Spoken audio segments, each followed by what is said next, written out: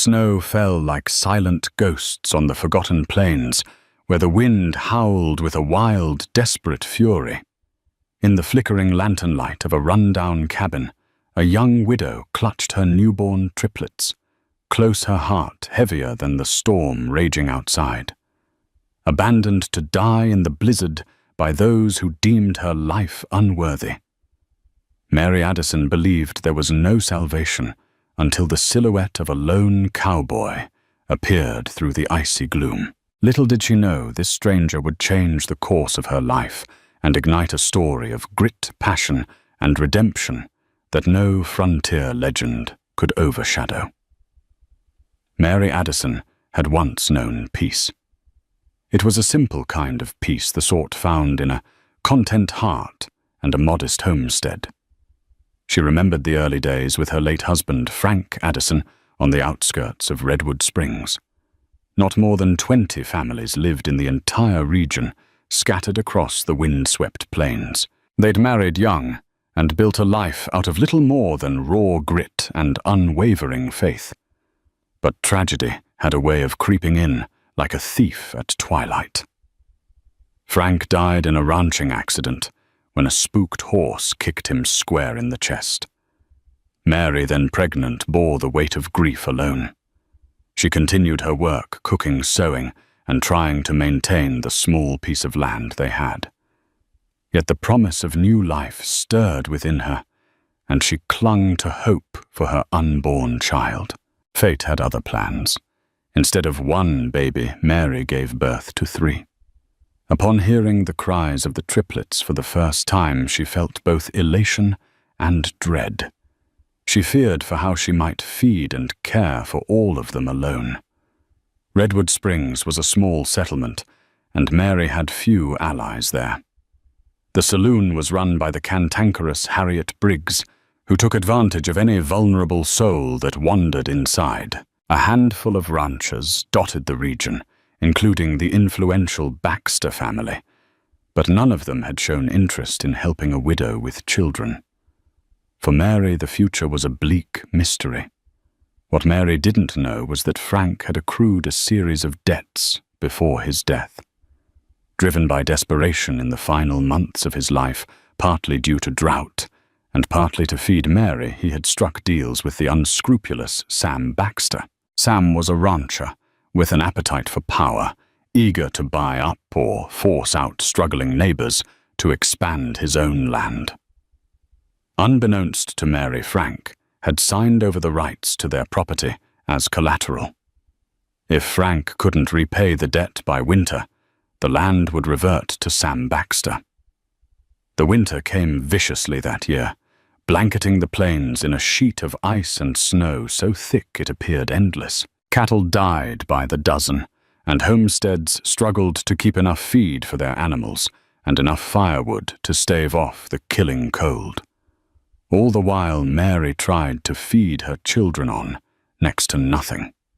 Every day the triplets Joseph, Jacob, and little Rebecca demanded more than her poor larder could provide. With no father, no extended family, and no means to settle Frank's debts, Mary found her life closing in around her. The few neighbors who once offered friendly gestures now shrank away, unwilling to shoulder the burden of her misfortune. The final blow fell one frigid dawn when Sam Baxter rode onto her property with 2 hired hands. He demanded the land, brandishing the agreement Frank had signed. "Your husband promised me this place if he couldn't pay up," Sam told Mary in a tone as cold as the wind. "Reckon you and those young'uns best be packing your things." Mary pleaded for time, just a few more weeks, enough to figure something out. Her hands shook, her voice trembled, but Sam Baxter's stony glare didn't soften. "You got till the sundown, Mary. But even that's an act of mercy." He turned his horse in a sharp pivot, and the trio rode away, leaving the widow with her triplets and a mind swirling with dread. The blizzard began that afternoon. Snow drifted in howling gusts around the Addison cabin, piling up against the door, sealing the windows in frigid whiteness. Sundown was near, and Mary's fate was sealed. She had to leave. Gathering what few possessions she could carry, a worn carpet bag with the children's spare blankets, and a photo of her wedding day, she strapped each infant to her chest and hips with tattered shawls. Then, bracing herself against the gale, she stepped outside onto the swirling, frozen earth. When the door closed behind her, she knew this might be the last time she'd see the only home she'd known since marrying Frank. The wind cut through her threadbare coat like knives, and for a moment she almost turned back inside. But Sam Baxter's warning lingered in her head. She pressed forward. Her instincts told her to head toward Redwood Springs, though it was nearly 7 miles away. A mother's desperation can outmatch even the fiercest storm, and Mary summoned that raw courage as she trudged on, not knowing that the next day would bring a stranger who would change all their lives forever. Redwood Springs might not have been a bustling metropolis like Dodge City, but it had a main street of sorts, a dirt road flanked by a few wooden buildings, Harriet Briggs's saloon, the bank, the blacksmith's shop run by Bill Henderson, and an old church that rarely saw a congregation in such weather. Mary hoped to reach at least the saloon. Harriet Briggs might have been sour and calculating, but she wouldn't refuse a mother holding 3 newborns on a lethal winter night, would she? Staggering through chest-high drifts, Mary pushed forward, teeth-chattering arms already numb. Her mind wandered to the memory of her own mother's hands, warm, calloused, always offering a gentle touch. Her mother was gone now, passed away in a distant town. Mary half wished she could see her again, even if only for some last-minute advice on how to survive a blizzard with triplets. She made little progress. Each step felt like scaling a mountain. The triplets swaddled beneath her coat, whimpered softly, dangerously cold. Mary realized she might never reach Redwood Springs.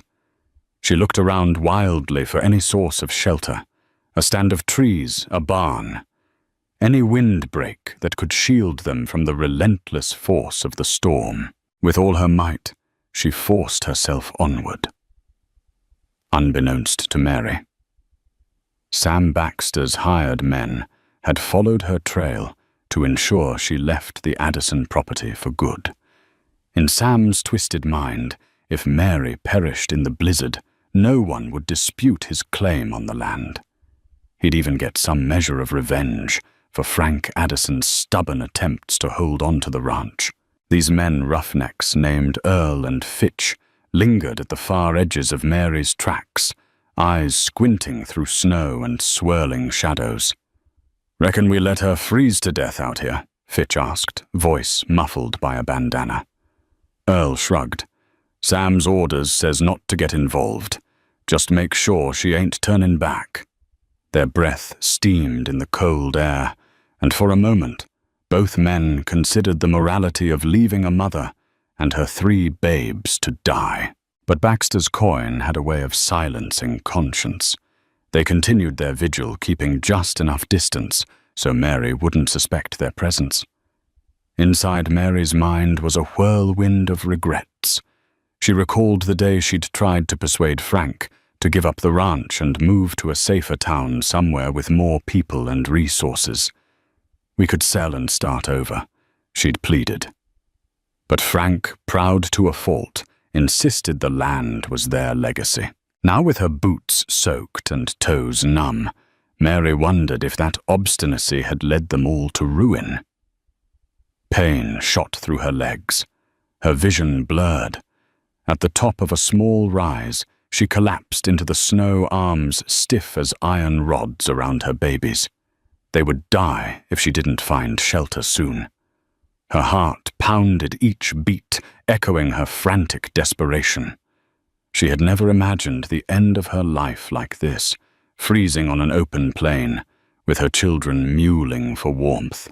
When her consciousness flickered, Mary was jolted awake by the memory of a name whispered in Redwood Springs. Wyatt Earp had once passed through town. Folks said chasing outlaws or chasing a dream no one quite knew. Stories about big legends sometimes brought hope to these lonely parts. Hope that a hero could arrive in time to save the day. But the plains were silent and merciless. Even Wyatt Earp's ghostly rumor offered no solace. Her strength gave out. The triplets' cries merged into a distant hum, and darkness pulled Mary into its cold embrace. For a moment, she thought she saw movement ahead, a lantern glowing in the swirling snow. But the image blurred and vanished as she finally succumbed to exhaustion and slid into unconsciousness. Earl and Fitch, from their vantage point, noticed the widow slump forward. They exchanged uneasy glances. "It's over," Earl mumbled. He turned his horse and they galloped away, unwilling to watch the final moments of a mother's desperate fight against nature. What none of them could have expected was that someone was indeed wandering these plains, someone who'd been trailing an elusive herd of mustangs, someone guided more by the restless spirit in his chest than any real destination. A cowboy named James Jack Wilson, known to a few folks around Dodge City for his unwavering sense of honor and uncanny skill with horses, was riding through the storm, searching for shelter himself. The swirling winds tore at his dark coat and brimmed hat, and his horse's mane was flecked with frost.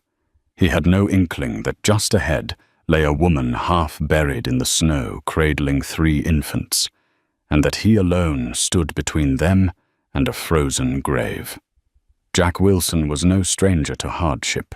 Born the youngest son in a family of 6 out in Missouri, he'd grown up with little more than a patch of land and a constant hunger. As soon as he was old enough to sit in a saddle, he'd run off to chase wild mustangs and sign on to cattle drives across the territories. Along the way, he'd heard tall tales of famous lawmen, outlaws and gunslingers, names like Bill Hickok, Bat Masterson, Doc Holliday, and Wyatt Earp swirling in the dusty saloons from Kansas to Texas. Jack never aspired to be a legend. All he wanted was enough work to keep him moving and feed the next dream. He was riding with his head tucked low, leading a pack horse behind him. The storm was the worst he'd seen in years. His breath froze on the ends of his mustache, and his hands, clad in worn leather gloves, were numb around the reins. He kept going for lack of any better plan, hoping he'd stumble on a barn or a deserted line shack where he could ride out the tempest. Then out of the corner of his eye, he caught a shape in the drift, something small, dark, half hidden by snow. He nudged his horse closer, heart pounding from a spark of dread. Jack had come across frozen travelers before, though never with infants. That was a sight that chilled him more than any wind ever could. He dismounted quickly, stumbling as his boots sank into knee-deep snow, and hurried to the figure. Sure enough, it was a woman with 3 tiny bundles strapped around her, each eerily still. For a second, Jack feared the worst, that all 4 were gone. But as he brushed snow off the woman's face, he sensed a faint breath against his gloved hand. She was alive, though barely. One of the babies whimpered, and the sound was so pitiful it squeezed Jack's heart like a vice. Without hesitation, he scooped the woman into his arms, shawls, babies, and all, and carried them back to his horse. His horse, a sturdy buckskin named Arrow, snorted at the sudden load, but held steady. Jack gathered the family as securely as he could across his saddle, praying the rope harness he rigged would keep them from tumbling off.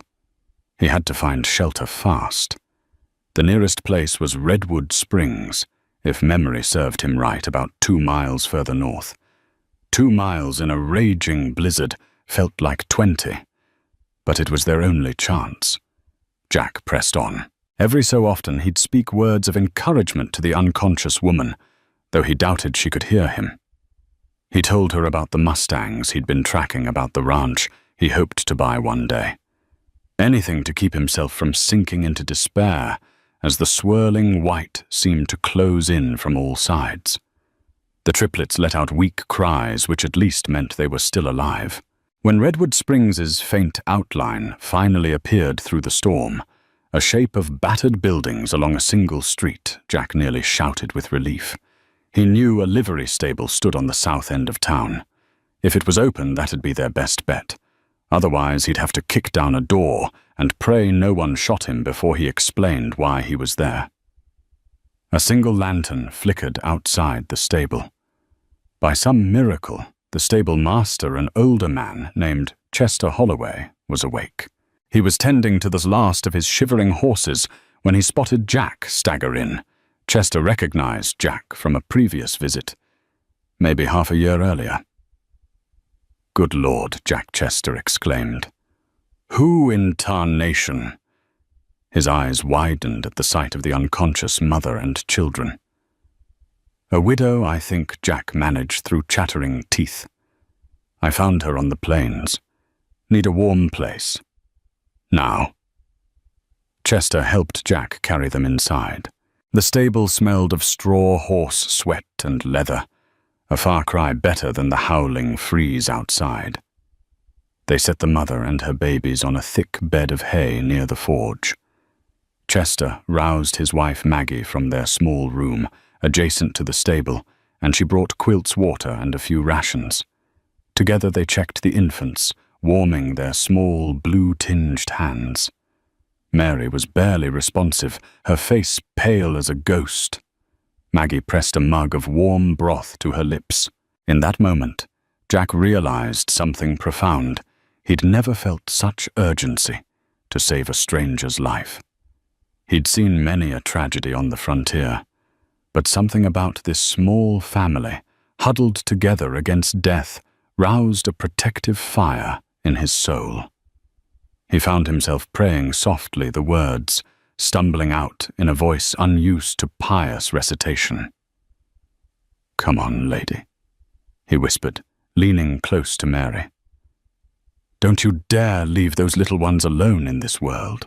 Outside, the blizzard's rage intensified, but the stable provided a fragile bubble of safety. Jack and Chester stoked the forge to keep the stable warm, while Maggie did her best to feed the infants a mixture of warm milk from the stable's lone goat. Hours crept by. Mary eventually stirred her eyes, fluttering open, to behold the face of an unknown cowboy. She tried to speak, but only a ragged gasp escaped her lips. "Shh," Jack murmured. "It's all right, ma'am. You're safe." With that, Mary closed her eyes again, exhaustion overcoming her. For the moment, the widow and her triplets had cheated death. The question loomed in Jack's mind. What now? The following morning broke with sunlight so bright it seemed to mock the destructive storm of the night before. Snow glistened like powdered diamonds across the street of Redwood Springs. Inside the stable, Mary awoke to the creak of wood and the soft whinny of horses. A heavy quilt covered her and warmth radiated from the forge's embers. It took her a moment to piece together what had happened. She remembered her desperate trek, the swirl of snow, and then someone found her. She sat up disoriented and checked for her children. The triplets lay beside her, swaddled with surprising care in fresh blankets. A rush of gratitude overwhelmed Mary. They were alive. Then she noticed the cowboy who had saved her. He sat on a small stool near the stall elbows on his knees, hat tipped back. He was young, maybe a few years older than she, with a ruggedness that suggested he'd spent more time outdoors than in. When he saw Mary awaken, he stood and tipped his hat in a polite greeting. "Ma'am," he said softly. "Glad to see you up." She looked at him, eyes wide. Her voice trembled. Who are you?" "Name's Jack Wilson," he answered, offering a small nod. "I was out riding looking for stray mustangs after the storm, and I came across you and your little ones." He paused, uncertain how to continue. Finally, he said, "I did what anyone would do." Mary tried to stand, but her legs wobbled. Jack hurried forward, steadying her with a gentle hand. Overcome by emotion, Mary nearly burst into tears, but she forced herself to keep calm. She had to think of her children first.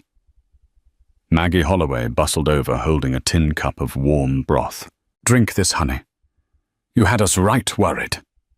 Mary took the cup with unsteady hands. She muttered a shaky thanks and sipped. It tasted of vegetables and a hint of salt, and it was the best thing she'd had in days. "Your babies seem healthy enough," Maggie added, her tone motherly. "I fed them some goat's milk since you needed rest. They'll be fine, but I suggest you get some real food in their bellies soon." Mary nodded. The fear that had tormented her, the possibility of losing her children, subsided somewhat. But in its place came another dread.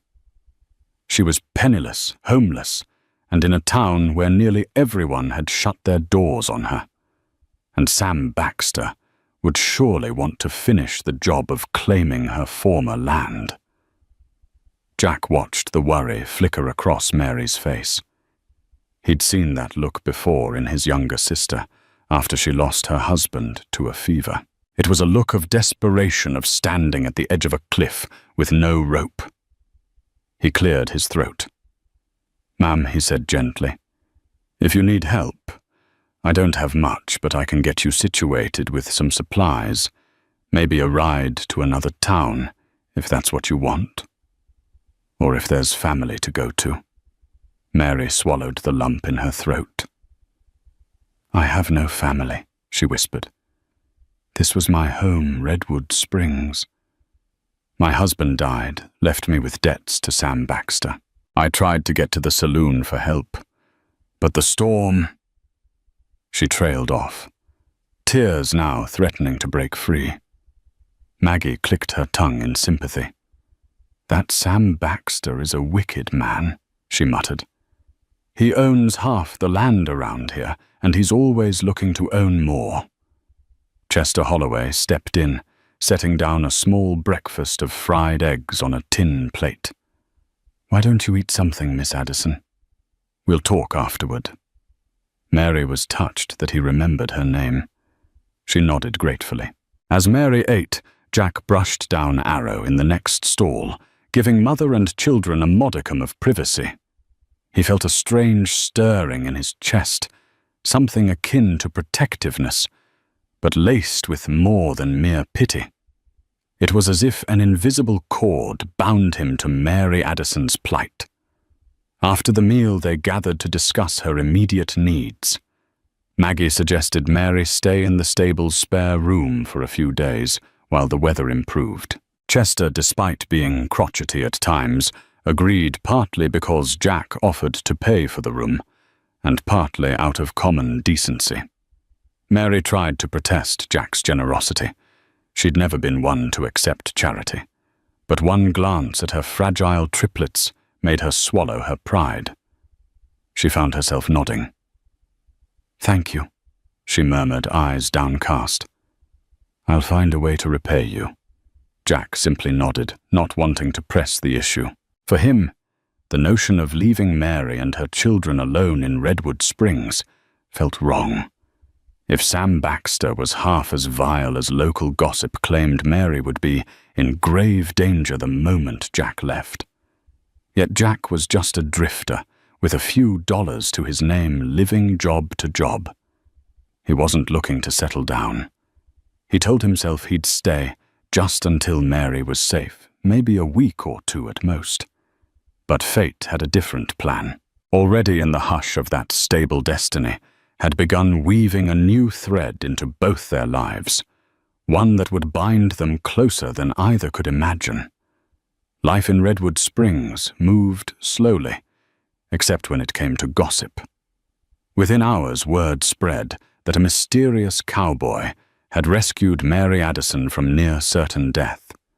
Some said he was a bounty hunter. Others claimed he was a wandering gun for hire. Harriet Briggs, the saloon owner, took a particular interest. She was known for collecting bits of information and turning them into currency. She traded among locals with all the subtlety of a coyote lurking near a chicken coop. Mary ventured out cautiously to purchase a few supplies with Jack's money, flour, dried beans, and a little sugar. The children needed clean cloth for diapers and new booties to protect their tiny feet from the cold. Every step Mary took along the snow-packed street felt laden with suspicion. Onlookers whispered and stared. While some pitied her, others resented her for reasons she couldn't comprehend. Perhaps they feared Sam Baxter's wrath if they showed her kindness. At Harriet Briggs's saloon, a small group of cowboys huddled around a pot-bellied stove. The sweetish smell of whiskey clung to their breath as they traded stories. The moment Mary walked in, eyes downcast and arms around a bundled infant, voices dropped. Harriet, wiping a glass with a rag, tilted her head.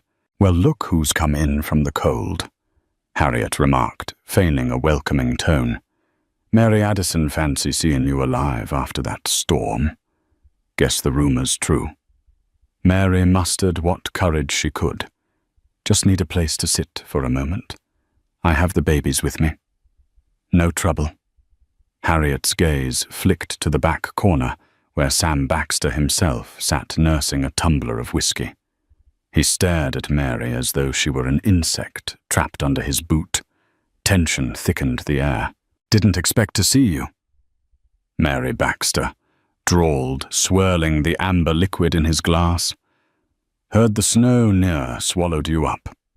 A half-smile tugged his lips, but it held no warmth. A shame that didn't come to pass. Mary clenched her jaw. Fear mingled with anger. She knew he felt entitled to the property that had once been her home, but never did she expect such open malice. This was a man who would stop at nothing to get what he wanted. The saloon door swung open, letting in a blast of cold air. And Jack Wilson. He took in the scene at a glance, Mary standing in the center of the room, Baxter staring her down, and a circle of cowhands on the periphery. Without hesitation, Jack strode to Mary's side. "Come on," he murmured. "You don't need to be here." Their eyes met. Mary saw the determination in Jack's gaze, a promise of protection if she just let him lead. She gave a slight nod, but as they turned to go, Baxter's voice cut through the hush. "Hold on there, stranger," Baxter said. "Don't think I've met you. Name's Sam Baxter. I own a fair bit of this town, including what used to be Mary Addison's land." Jack faced him, expression unreadable. "Jack Wilson. I'm just passing through." "Uh-huh. And you decided to pick up a stray widow and her brats on your way, did you?" Baxter's voice dripped with contempt. Anger flared in Jack, but he kept it in check. She needed help. Simple as that. Harriet smirked from behind the bar, anticipating a good story to spread. The cowhands watched eagerly, waiting for sparks to fly. Mary kept her head down, though her heart pounded. She feared any confrontation might unleash consequences she couldn't afford. Baxter stood adjusting his worn leather duster. He stood half a head taller than Jack, shoulders broad from years of ranch work. "Listen, I ain't one for fights in public, but you ought to know the property Mary's squatting on belongs to me now. She's got no claim to it. Best not invest your time or money in a lost cause." Jack stared back, refusing to be intimidated. "I'll invest my time in whatever I choose. If the lady and her children need help, I'll see to it they get it." A muscle in Baxter's jaw twitched. The saloon was so quiet, you could hear the wind moaning outside. Then Baxter gave a short, harsh laugh. "You got sand, stranger. I'll give you that. But watch your back." With that, he tossed back the rest of his whiskey, then slapped the glass on the bar so hard, Harriet winced. He stomped out into the cold boots crunching on the wooden porch. The tension lingered even after he left.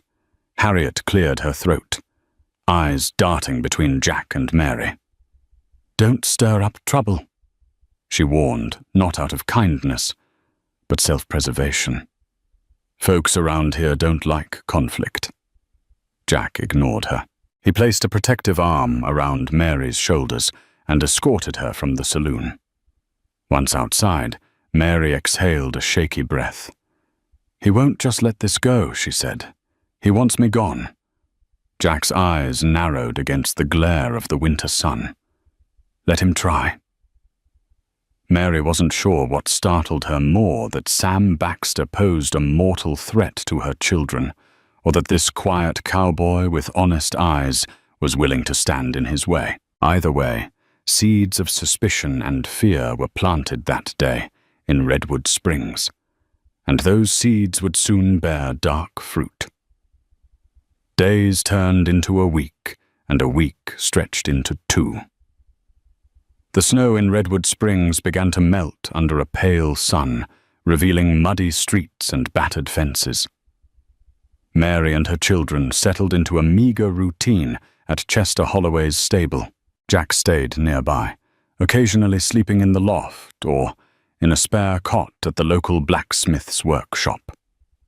Any place he could find that wouldn't draw Harriet Briggs's sneering commentary or Baxter's scorn.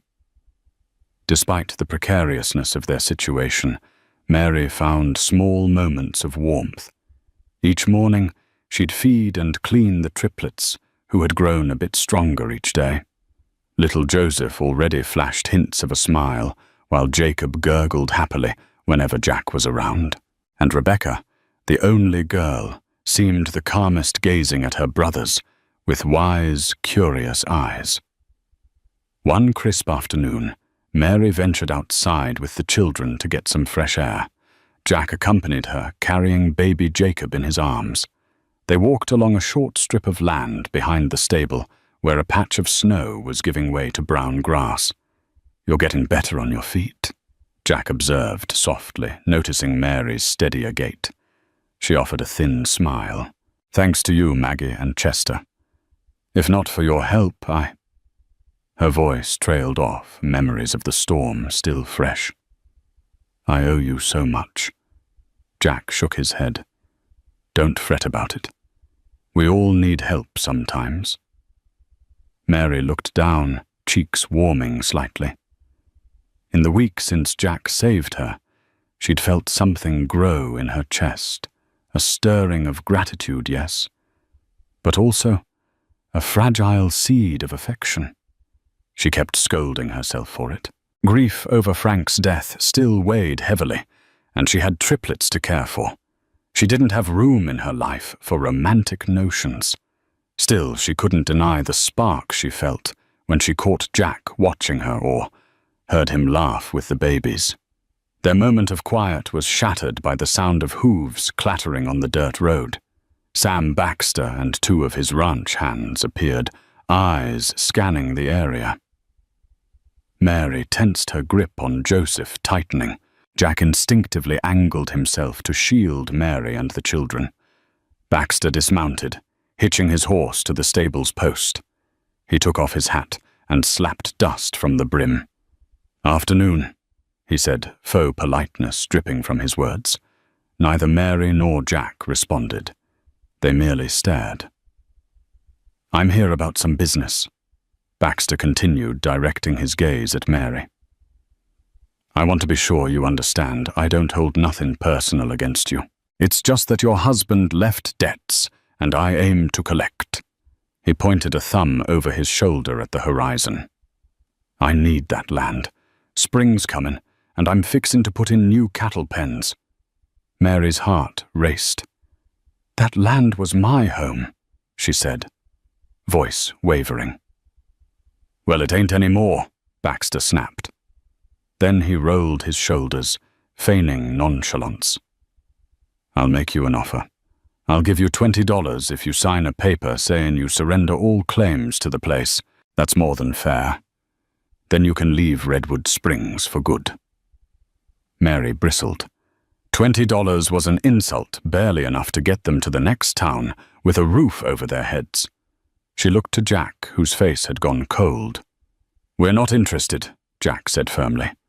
One of Baxter's men stepped forward, anger lighting his eyes, but Baxter lifted a hand, stopping him. He turned his attention to Jack. You best be careful, boy. I'm not a man who's used to hearing no. Jack stared straight back, unflinching. Could have fooled me. Baxter's hands curled into fists. What's your stake in all this? You sweet on the widow, or are you just itching for trouble? Silence lingered in the muddy yard. Mary's cheeks burned. Jack's mouth set in a grim line. At length he said, My stake is making sure she's treated right. That's all you need to know. Baxter let out a harsh laugh. A white knight, are ya? Well, you'll find this frontier's a far cry from those storybooks. He hawked and spat into the mud. I'll give you one more chance. Mary, take the 20, or I'll make sure you regret refusing it. Mary lifted her chin. I won't sign anything, she said, though her voice shook. You can threaten me all you want, Sam Baxter, but I'm not leaving Redwood Springs. Something dark flickered in Baxter's eyes. Then you've sealed your fate, he growled. Without another word, he turned on his heel, mounted his horse, and signaled his men to ride off. Mary sagged with relief once they were out of sight. She cast a sidelong glance at Jack. Thank you, she whispered. I can't let him steal what little memory I have left of Frank. Jack nodded. I understand. But Baxter won't stop. We need a plan. That evening they conferred with Chester and Maggie. The older couple suggested Mary appeal to the circuit judge, who occasionally passed through Redwood Springs. Perhaps there was a legal angle to dispute Baxter's claim. Chester even mentioned hearing that Wyatt Earp in his younger days had served as a lawman out in Kansas and might have some kin or acquaintances in the area who could lend legal advice. Mary felt a flicker of hope. If there was any chance to reclaim the land, or at least ensure Baxter couldn't oust her violently, she had to try. Jack volunteered to track down any lead on the circuit judge's next visit. For now, Redwood Springs was on edge, bracing for the next move from Sam Baxter. And Mary Addison found her heart torn between fear of the future and a cautious gratitude for the cowboy who refused to leave her side. Another week passed, and the winds shifted, warming the plains in an early hint of spring. The streets of Redwood Springs dried out, leaving behind ruts and patches of thick mud. Mary watched from the stable doorway as the snow receded, revealing patches of brown grass where her children might someday play. Each day, she grew more accustomed to Jack's presence. At first, she'd insisted on returning the money he spent on supplies, but Jack would always wave off her concerns. Let's just say I'm investing in the future, he'd reply with a grin that made her blush. Slowly, Mary allowed the kindness to wrap around her like a shield against the harsh realities of frontier life. In the evenings, Maggie often cooked a simple supper over the forge beans bread. Maybe a bit of salted pork, enough to feed everyone. The triplets would lie swaddled in a corner, cooing and kicking their tiny feet. Jack took a special interest in them, singing softly or telling tall tales about wild mustangs and gold mines. Mary observed him with a mixture of awe and unease. She'd never known a man who took to children with such genuine affection, aside from her late husband. Yet there was a difference. Frank had loved her, but was often too burdened by the grind of survival to express tenderness so openly. One night, after the triplets had finally nodded off, Mary and Jack stepped outside the stable for some fresh air. The moon was high, casting silver light over the plains. A few lonely wolf howls echoed from far off in the distance, mixing with the rustle of a mild breeze. Mary pulled her shawl tighter.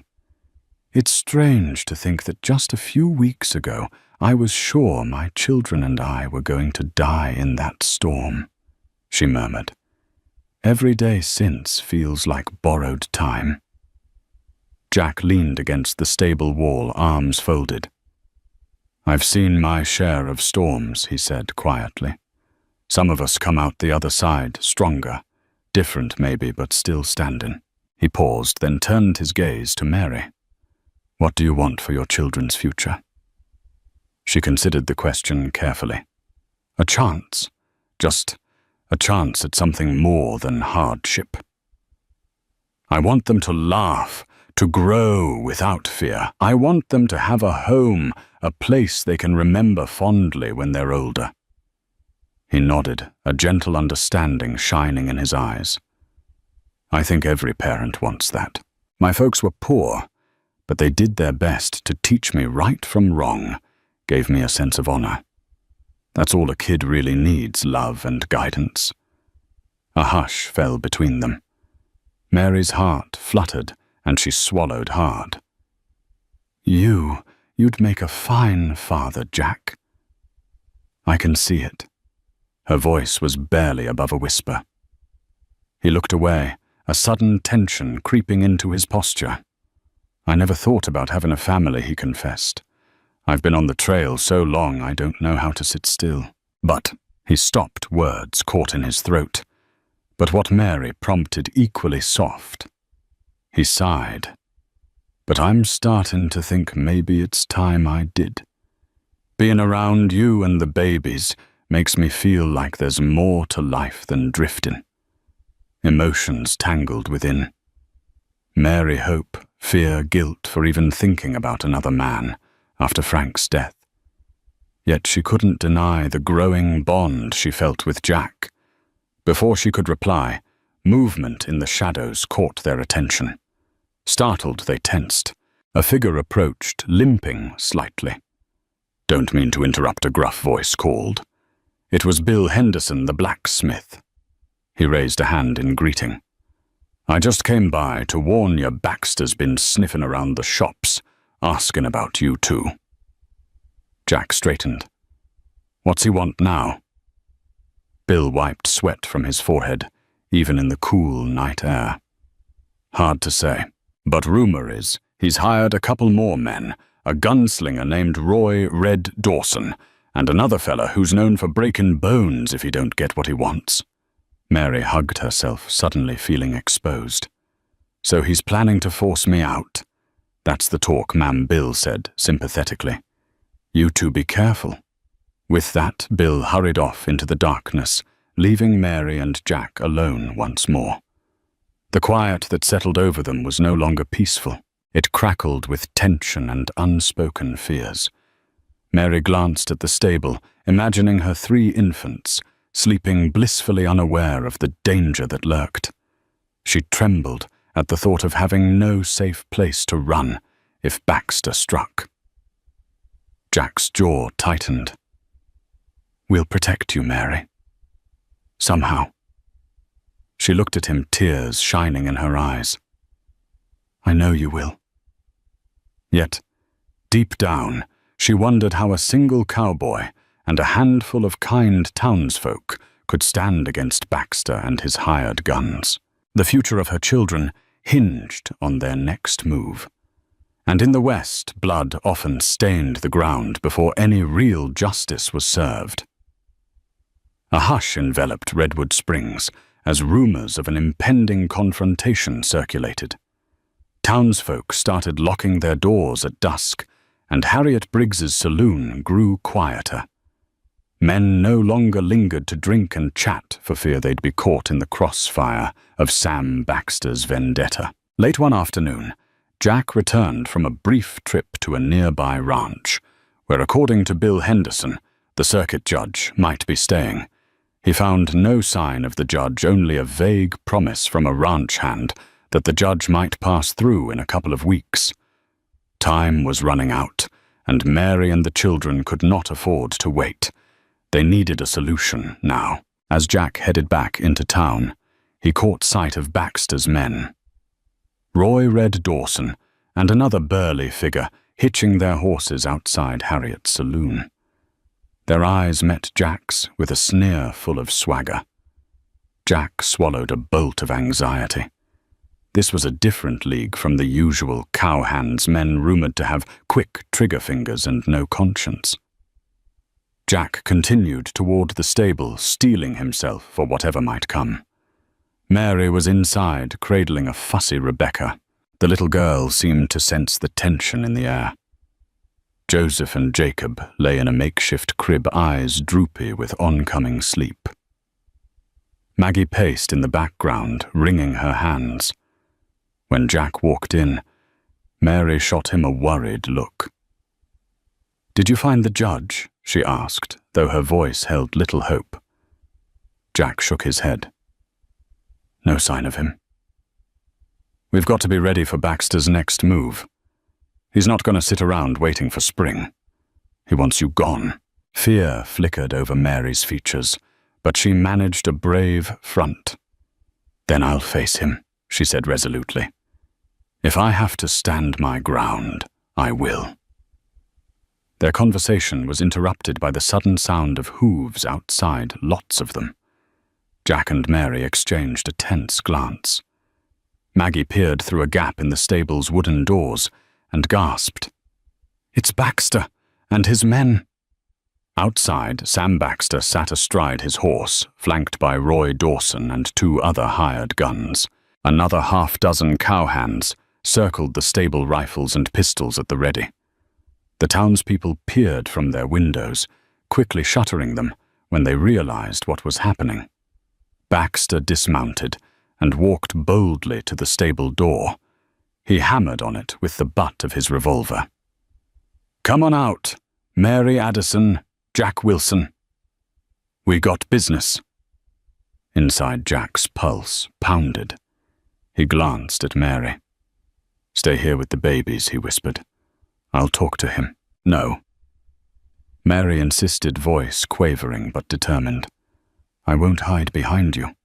This is my fight, too." Jack knew better than to argue. Together they stepped outside. The late afternoon sun cast long shadows, painting the scene in stark contrasts of light and dark. Baxter stood, arms crossed, while Roy Dawson fingered the hammer of his pistol. "You ain't paid your debt," Mary Baxter began, voice cold. "I'm here to collect." Mary set her jaw. "I have nothing left. You took my home, my land, everything but my children. You're still in Redwood Springs, breathing air." "That should belong to me," Baxter shot back, eyes narrowing. "I gave you a chance to leave. Now I'm done being nice." Jack stepped forward. "Hold on. We can sort this out." The circuit judge.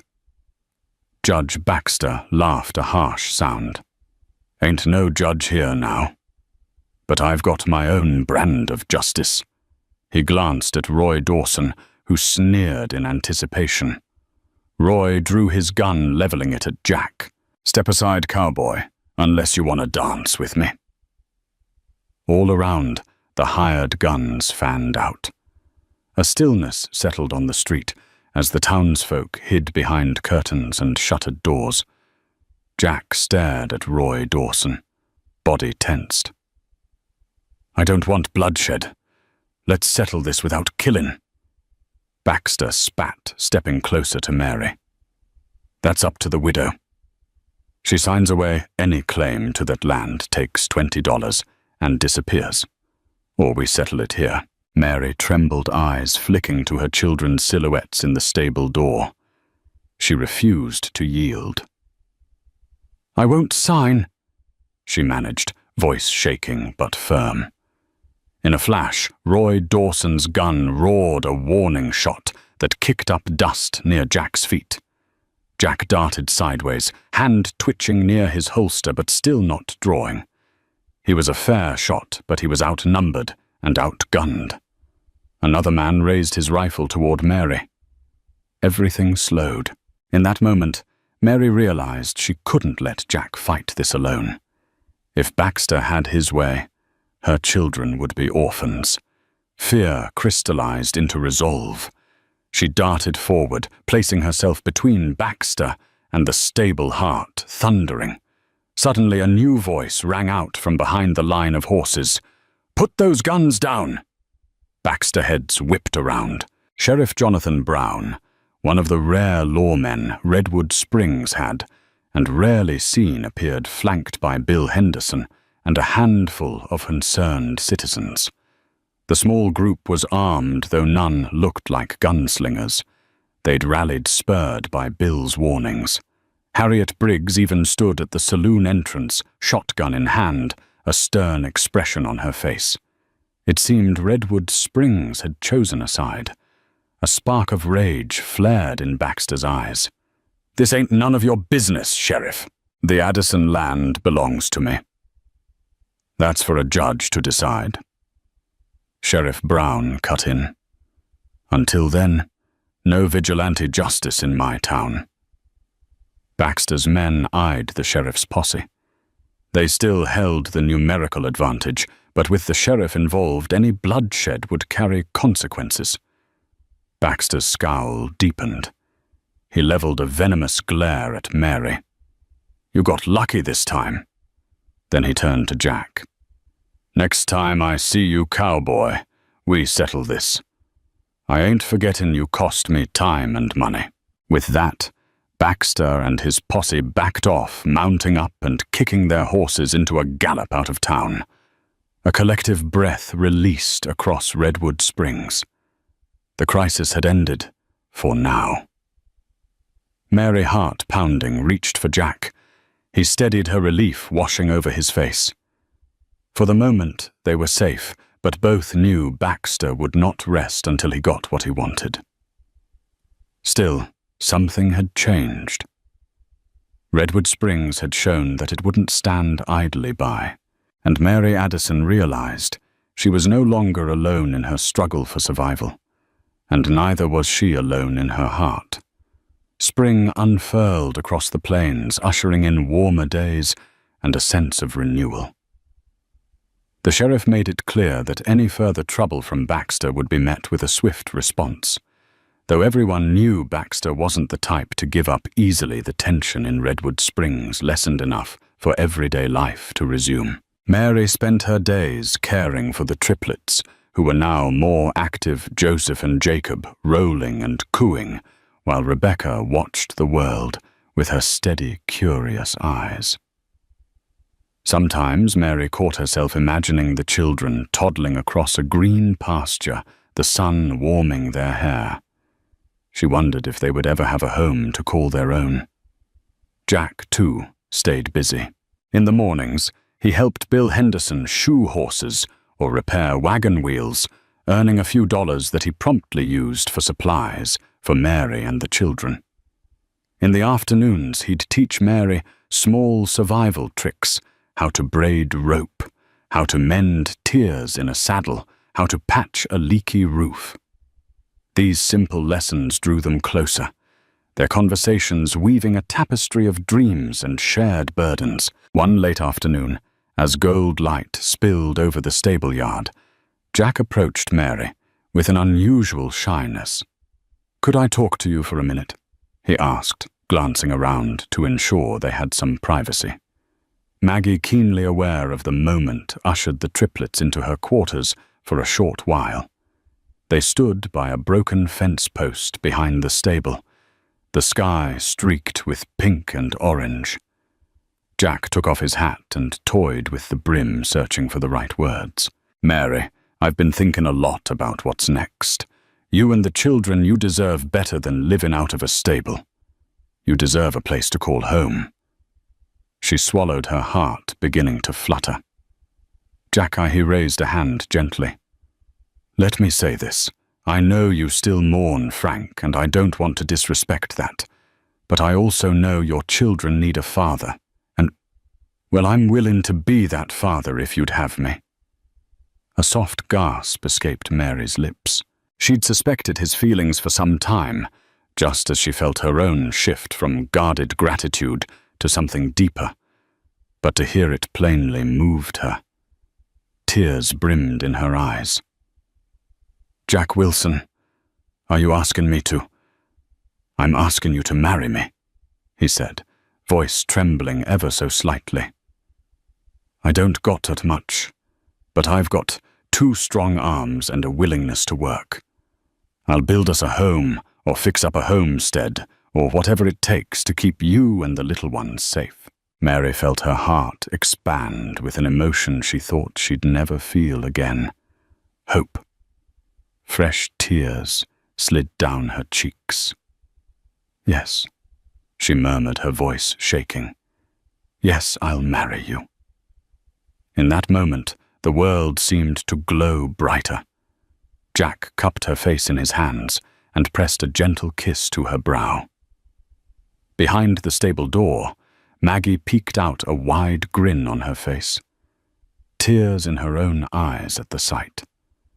They married a week later in a simple ceremony at the old church in Redwood Springs. Sheriff Brown served as a witness, and Harriet Briggs, surprisingly touched by the romance, provided a modest wedding supper at the saloon, though she charged Jack half price, ever the businesswoman. Bill Henderson played a battered fiddle, and a handful of townsfolk gathered to share in the joyous occasion. The triplets, dressed in homemade gowns that Maggie sewed, gurgled happily throughout the service, as if blessing the union themselves. For Mary, the wedding was a second chance at life and love.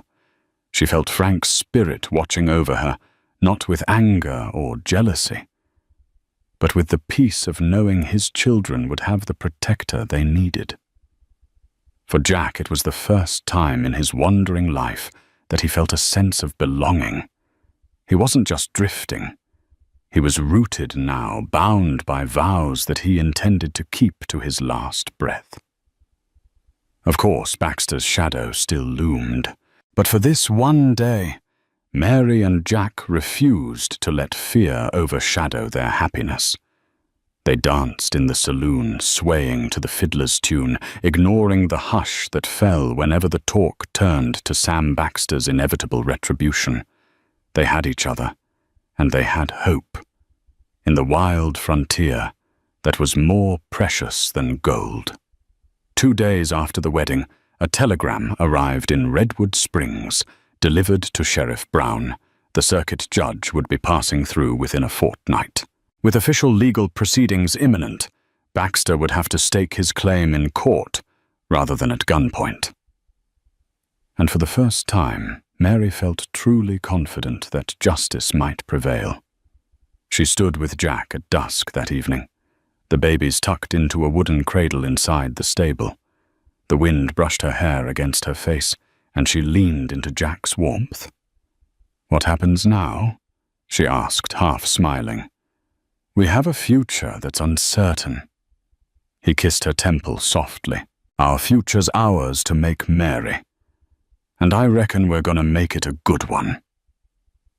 In the final rays of sunlight, they laced their fingers together, stepping forward into a life where love, not fear, guided their path, and where the triplets, once left for dead in a blizzard, would grow up with every chance their parents could fight to give them. And so ends the harrowing journey of Mary Addison, a widow cast into the frozen wilderness, and Jack Wilson the cowboy, whose unwavering courage turned despair into hope. Their bond, forged in the harsh winds of the frontier, would become the foundation of a new life, one that promised a future for the triplets once left to fate's mercy. Against all odds, They stood together, proving that compassion and love can triumph over greed and violence. If this story moved, you don't let its echoes fade. Share it with friends who love a tale of frontier grit and redemption. Hit that like button to show your support and subscribe to the channel so you won't miss the next story that stirs the heart. Leave a comment to let us know what you thought, and remember, even in the darkest storm, hope can light the way forward.